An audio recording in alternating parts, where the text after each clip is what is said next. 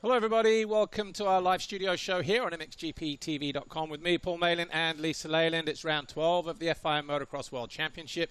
We're still in Asia. This is the MXGP of Lombok. Coming up on today's show, we have Simon Längenfelder from Red Bull Gas Factory Racing, Valentina Ragni from, excuse me, live, Valentina Ragni, team coordinator from Red Bull KTM Factory Racing, and then we've got Calvin Vlaanderen and Monster Energy Yamaha Factory MXGP. But before we reach our first guest, Lisa Leyland, here we are. It's not been a holiday, but the holiday is almost over. I know. I mean, I've enjoyed some island life in between the GPs, and I've had a good few days. You? It's not been too bad. Couple days off, 3 days off. Here we are, though. But there's some really nice places in Lombok, isn't there? It's beautiful. Everyone's in the whole paddock's totally enjoyed it. So, but back to business. Back to business. I know. There's a private joke there. We may divulge it a little bit later on. Anyway, should we catch up with our first guest, Simon Längenfelder at Red Bull Gas Factory Racing. Simon, good to see you. Welcome back to Lombok. 2 in a row, back-to-back races. How was last weekend, first of all? Yeah, last weekend was tough. I struggled a little bit with jet lag, and yeah, then I was tired just before the start already, let's say. And yeah, the racing didn't go so well. Although I had a good start in the first race and was leading for a bit, but yeah, this weekend I'm more relaxed, more energy, and let's turn it around. Just from the outside, real quick, it looked like I think it was the RAM qualifying race or the first race when you fell while leading. It seemed like after that just seemed to affect the rhythm a little bit. Is that maybe some of the story as well, or was it just the jet lag? Yeah, let's say with the jet lag I was struggling very much. Like even if I did one lap, I was tired before I even started the lap, and I was sleeping between the races, so was tough. But also when you crash in the middle of a race, it's always tough to get the rhythm back, and especially on that track when you have all those bumps, those drifting out of the corners, to get the feeling back, it's not the easiest thing when you're starting to get tired. How was the time off in between the 2 races, real quick? Because we were just talking, a little bit about the island. Did you manage to do anything? Go to the Gili Isles or anything like that? Yeah, we did the same. I think everyone had the same idea. The whole paddock was there, weren't they? Yeah, it's also beautiful. Let's say it's a really nice island. We went last year and we said, yeah, this year we need to go again because it was so cool snorkeling with the turtles. And yeah, just enjoying some island life, I think was cool. Nice. Well, you've had free practice already this morning. How's the new track layout running in the opposite direction? Yeah, I was thinking it's worse, but actually it's really good.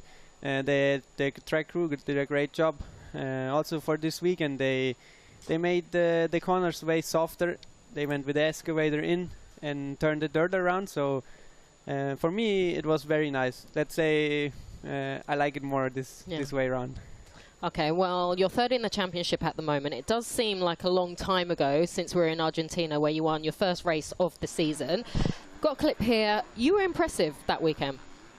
Yeah, I was feeling good. We came into the season very good prepared. I think we had one great winter, and yeah, was just feeling very good on the bike. So it's already crazy that that's 12 rounds ago. Huh? And obviously, you just said like you had a great winter, but obviously year on year, as you get older, you become stronger, you become more mature. Was the physical preparation good as well? You felt like you entered the new season in a better physical condition than the previous year? For sure. This winter, we train a lot. Also now, this is my 3rd year together with the Kali squad. And yeah, I know the trainer, we're working very great together. And yeah, I was just enjoying the hard training and everything.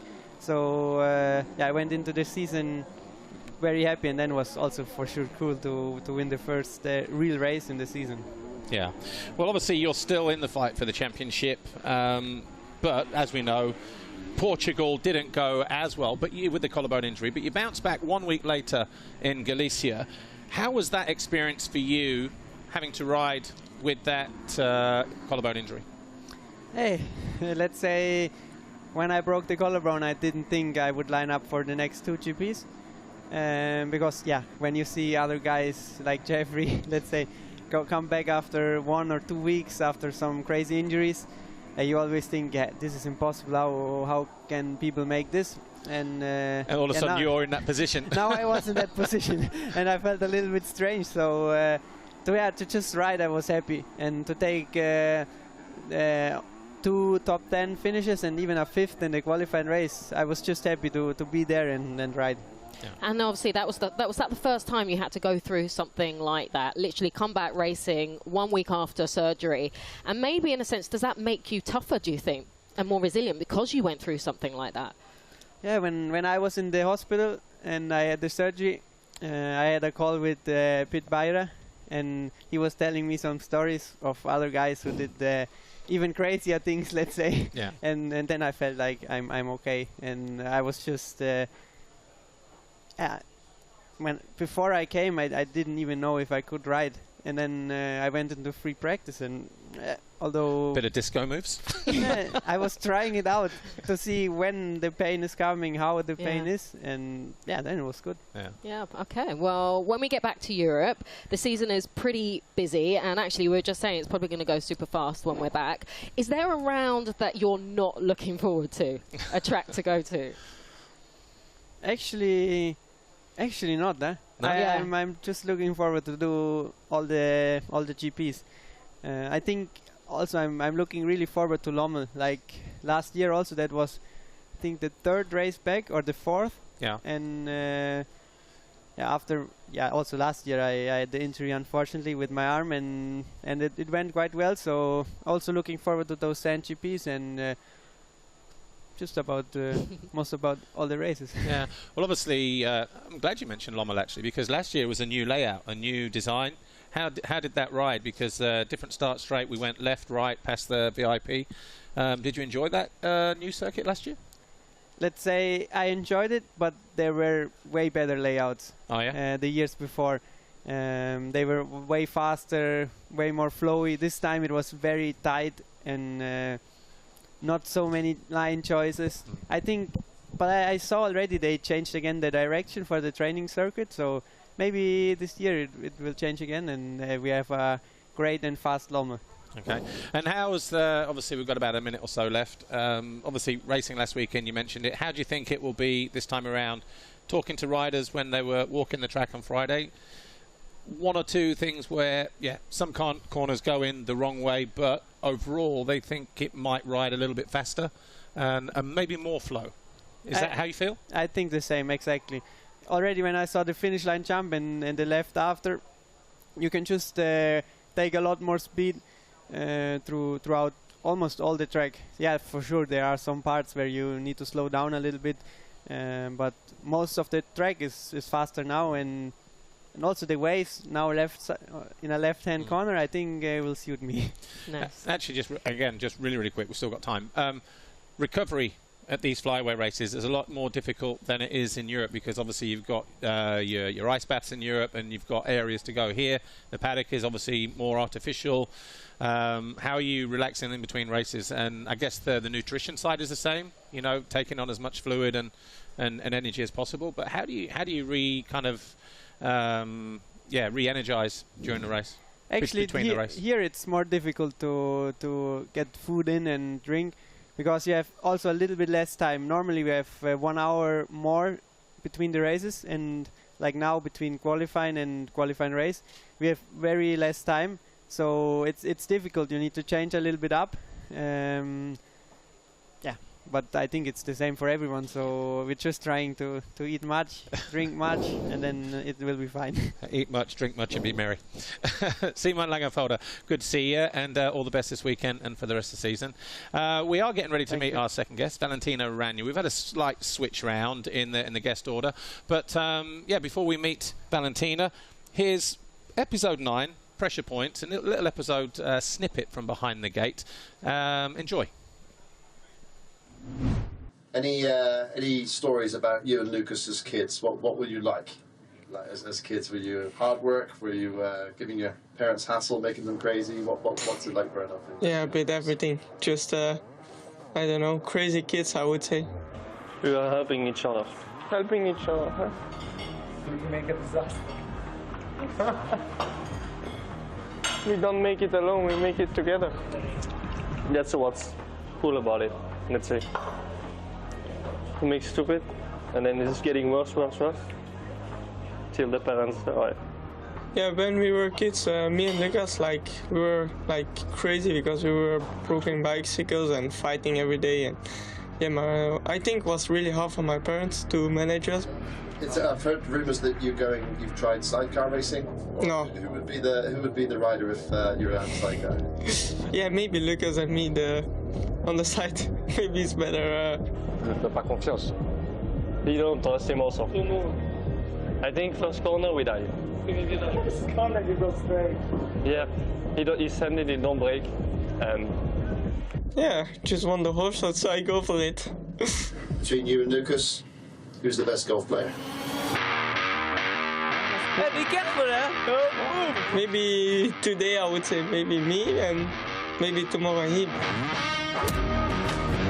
Wait, I give you some love. You what? No. Were you actually playing golf in the paddock? No. No, we didn't play. Marathon lifestyle, we've been running different races. Taking the risk is the same. My people being catching cases. Nobody sees us. That's what he says.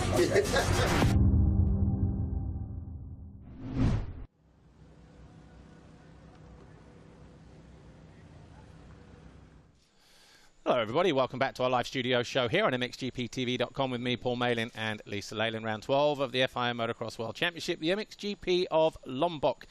Right, a familiar face in the paddock joins us now, Valentina Ragni, and she is the team coordinator for Red Bull KTM Factory Racing. Valentina, you know what? You and I have been in this paddock for many, many years. I would probably say the best part of years. Exactly. How did you first become involved in the motocross fraternity and become a part of this World Championship paddock? Actually, you know, I come from Cingoli, and Cingoli used to be one famous motocross track in the past. I think that's when I first met you. Yeah, 1990. Yes, exactly.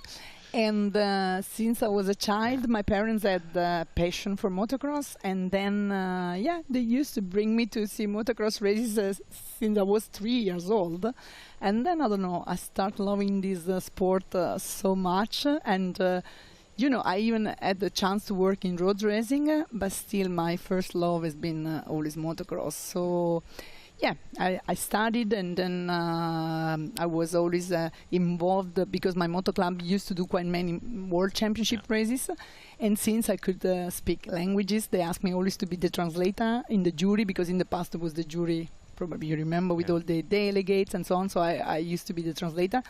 And in one of these occasions, I met one important boss from FMI, Italian Motorcycle Federation, and he told me, I really like you because you like motocross and you speak these languages. So he said, why don't you come and work for us, like part-time? And I said, okay. Yeah. And then I was studying, but still I was going to the races every now and then. And then, when I finished my studies, I work for road racing because they asked me to go and work there because, of course, it's a big world, but actually it's a small world because when when you are involved in motorsports, then they get to know you. And then I had one friend from university who said that one road racing team needed a person as a logistic manager, and they asked me because I could speak the languages, and I was involved in motorsport, and then I did that. And in the meanwhile, I met that one that became my husband. Yeah. And the rest is history. And then he was working for KTM. Yeah. Well, Vale, you're actually a team coordinator, aren't you? What exactly is that, and what would your job look like on a day-to-day basis? Basically, I always say that I do all the job behind the scenes, right. So let's say we can start from January. We start already preparing, all the entries for the riders and the clothing, the sponsorship, all what is for the team necessary to be ready for February or March. Pre-season photo shoots, video shoots, everything else. Exactly.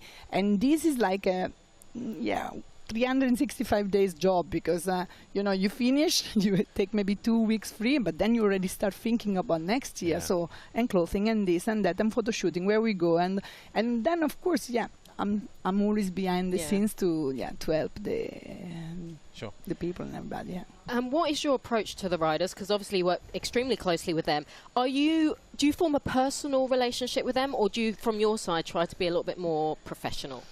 Yeah, I try to combine both sides, but honestly, yeah, I'm always trying to get.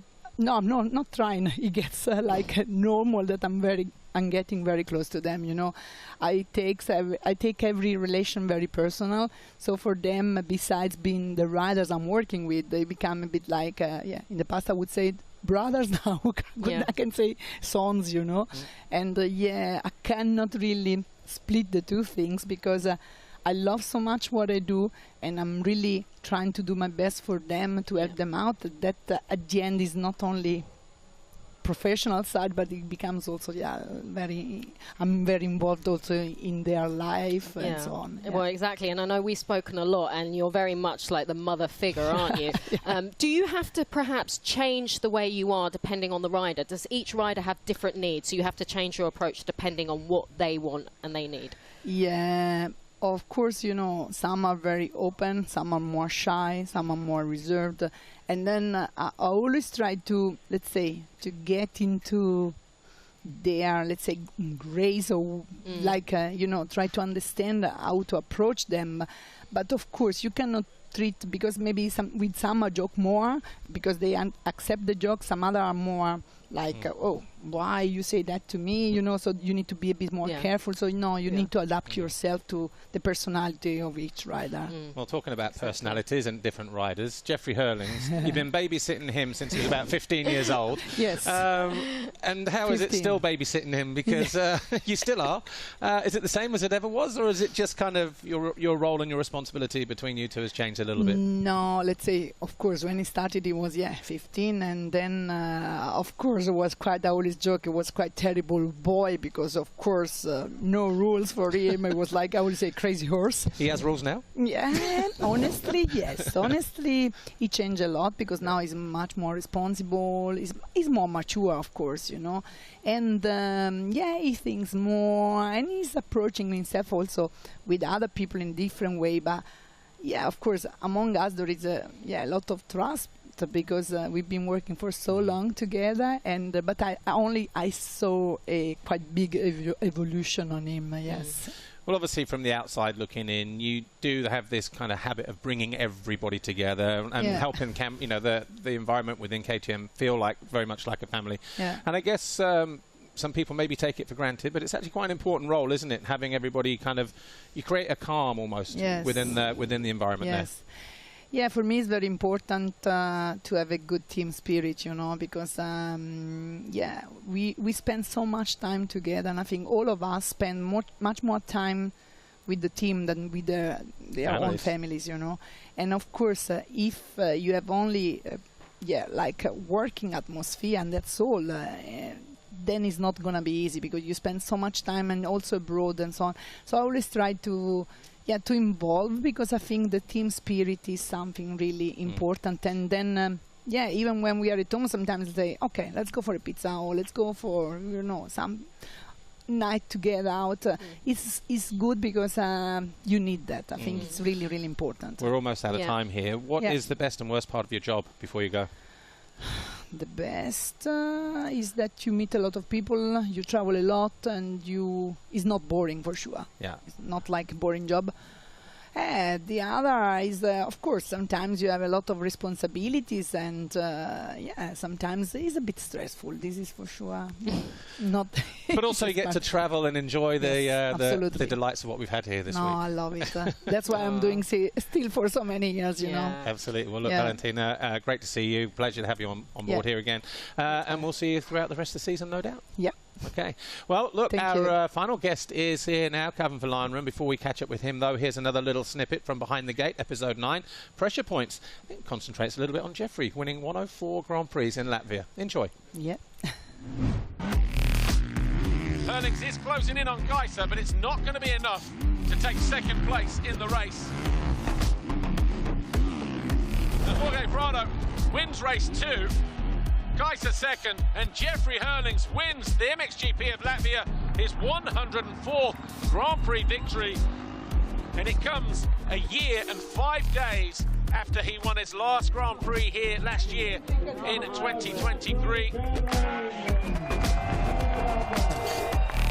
From Jeffrey's point, getting that 104th Grand Prix victory, we're going to see the shackles off of him now as well. Expect him to sort of breathe a sigh of relief almost. At the top of the championship table, Tim Geiser is 4 points clear, has only won 3 races this year.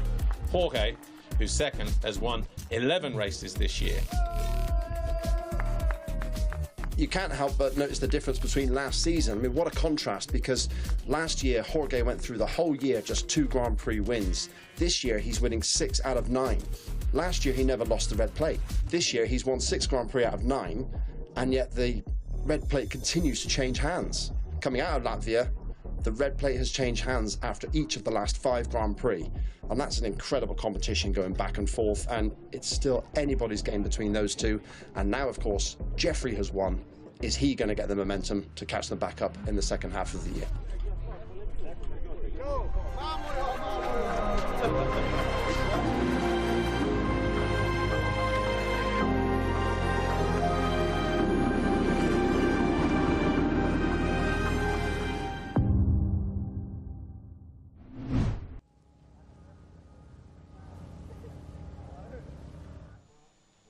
Hello everybody, welcome back to our live studio show here on MXGPTV.com with me, Paul Malin, and Lisa Leyland, where our final guest joins us now, Calvin Vlaanderen, Monster Energy Yamaha Factory MXGP team. The last time we had him on the studio show, Lockett, last year, he said, yeah, it's okay, I'll do it, but I prefer if you had me on when I had the podium. Well, guess what? You've had that podium. And, yeah, here this weekend, you're on. Happy birthday. How was it? Thanks very much. Thanks, Lisa and Paul, for having me on. Yeah, that's true. I did say that last year. That's right. That's why I was like, why are they not having me on the studio show this year? I got to get a podium first. Yeah, that work-life balance. Here I am. Look, you had a 4-4. It was great to see you out there. You were consistent. And even after that mistake that you made on the opening lap in race 2, what I was impressed with, you showed great bounce-back ability, you know, to sort of take that deep breath, come back and regroup and go back after that, knowing that the podium was still possible. Yeah, I mean, when I made that mistake, I think it was on the second lap in race 2, I was like, again, you know, podium slips away just like that. Another 4th place overall. But I got back up quick, managed to pass the guys in front, and I knew, you know, it's never over till the checker flag is waved. So this is obviously the first race. Yeah, battle with Jeremy. Me and Jeremy went back and forth a couple times. Good racing. Yeah. Exactly. What is it, Calvin, do you think that you like about Indonesia so much? Because you took 2 podiums back here in MX2 in 2018. You also got your first GP victory here as well. It's just something about this place maybe that just works like for home. you. A bit like home. Yeah, you know. Good question. I always enjoy coming here. I really enjoy the atmosphere, the culture, the weather. I just enjoy it being here. Okay, I have got some success here in the past, so whenever I come here, that also brings me a little bit of a good feeling to come and to come here. So yeah, it's something that's always on the calendar every year. I look forward to coming to Indonesia and you know, getting to be on the podium. Yeah. Okay, well this year you actually went from a privateer team to factory Yamaha. You seem a lot more settled now, but at the beginning was it a little bit daunting, perhaps, a few nerves in there? It was, especially in Spain, you know, first European Grand Prix. Argentina is a little bit different because, you know, we fly away, there's not too many people there. But when we came to the first European Grand Prix in Spain, there was so many people around me, and you know, everyone saying this and that, and for me, I'm obviously new in the team, so I'm listening to everyone, taking everyone's advice, but it was a little bit too much. So I kind of had to, you know, assess the first Grand Prix and be like, you know, what was positive, what was negative, what can we take out of this going forward? And I had a meeting with the team a couple of days after, and I was like, look, this is how I want to work going forward. And this is how we've been going from then, you know, so it's really worked out, and like you said, it was a little bit challenging in the beginning to get used to having a lot of people around me, but now I enjoy it. Yeah. Did it make any difference as well that Jago went out of the first GP and after Spain round 2 with no Maxim, you were the Lone Ranger, so everything was kind of on your shoulders? Did you feel that, or not really? Not really. No. Okay. No, I didn't feel any difference. Obviously, it was nice to have teammates. It's nice to have teammates, especially Maxime and Jago. The pressure was on them coming into the season to perform. So when they got injured, I did feel a little bit of pressure to perform. But at the end of the day, they hired me to be, I wouldn't say third rider, but the top 5 guy, not going for the wins and the podium. So, I'm very blessed to get this podium last weekend and show them that I can be one of those guys too. And for people who don't know the difference between a factory rider and a sort of privateer rider or a satellite rider, if you like, how would you kind of best describe that? Because there is quite a bit of difference, isn't there? It's massive. It's really really big. And even coming into this year, I didn't expect it to be such a big difference. Obviously, I was riding factory before 2018 and 19, and when I moved up to MXGP, I was on a privateer team for 4 years. So the biggest difference is just the material and the amount that we can change. We can change so much with the bike, and we're testing so much in the off season to make the perfect bike for each rider, for myself, and that was something that there's also a lot of pressure on you for testing to make the right decision with where you want to go. And when you get off the bike, there's about 6-7 people around you listening to what you say, and one small word, miscommunication, can change the direction of what they are going to put in the bike. So there's a lot of pressure on you to really say the right words and to really feel what the bike is doing. So whereas before in a privateer team, it's kind of this is your engine, this is your suspension. You test a couple things, but there's not much things to test, not much opportunities. So that's mainly the biggest difference. Well, since Galicia, it looks like you found another gear. The consistency has definitely improved. Do you feel like that? Do you feel like you've kind of stepped it up since then? I don't know. Like, I definitely, in the results, you can see that I have stepped it up. I think having the team and the bike underneath me has definitely helped me a lot. That was something that I was missing the last couple of years, and now with having that, I think my riding is maybe the same, but that's just giving me the last extra percentages to battle up front. And also there appears to be like a newfound confidence there, like you feel like you belong to be fighting for those podium positions. And we've spoken about this before, that you just need to find your place with the top guys, don't you? I'm working on that, especially mentally. Had some difficult times in the beginning of the season with that, just trying to believing in myself. It's difficult. I'm fighting all world champions. These guys are all multi-time world champions, and you can say what you want, but I haven't been a top 3 in a championship in my life. So it's definitely mentally it's been tough, but we've made big steps this year with that. And I've tried to explain it to some people. In fact, I tried to explain it when you disappeared on that one in race 2. Like, what you've kind of done is you found that extra few percent, it seems, where you can compete with them, but they're also improving. So every time you get closer, they just kind of seem to pull away, but you're always constantly trying to find that, and by doing that you can do it for 1 or 2 laps, not a problem. But when you're trying to do it for 3 or 4, mistakes are going to happen, as we saw in the beginning of the year. But you seem like now you've kind of conquered that, and you have found that extra few percent to sort of be there with them. Yeah, and like I think Galicia in Spain was the first time where I was really the whole motor with them, and I came off and I was like, I'm doing sprint laps every lap. Every lap is a sprint lap basically for 30 minutes. And for them, maybe they are like 80%. They're used to the speed, but for me, that race, for example, I felt like I was just sprinting every lap, just giving everything I had. Which is maybe why I made that small mistake at the end, because I was just quite tired, But now I feel like a couple races further, I'm a bit more experienced with going that speed, and I feel like I'm quite comfortable going that speed. So that's each time you're at the front, you're learning and you're getting the experience. So yeah, it's definitely step by step. Yeah. Well, they do say to be comfortable, sometimes you've got to get used to being uncomfortable, and like I say, I think you've crossed that bridge. Just real quick, 30 seconds. New layout. Track in the opposite direction. Big plus? I just got off warm up now. Yeah. It was fun to ride a kind of new track. It's cool to learn it, learn the lines. Obviously last weekend we had the same track last year, so we kind of knew what to expect. But now it's new for everybody, so I enjoyed it. Obviously the ground is still the same. Struggling to find traction, but the jumps were really cool this morning, and I think it's more of a fun track to ride. All right, well, look, Calvin Vlaanderen, thanks for joining us, and all the best this weekend for the rest of the season as well. We are out of time, but you can catch us on MXGP TV later on with the RAM qualifying races, 3:15 for MX2 and 4 o'clock for MXGP, and all the racing live from midday local time tomorrow. Well, that's it. We will see you in 2 weeks when we go back to Europe for the MXGP of Czech Republic, followed by the one in Belgium at Lombok, MXGP of Flanders. From me, from Lisa, from Calvin, thanks to our guests. Thanks for watching. We'll see you next time. Bye for now.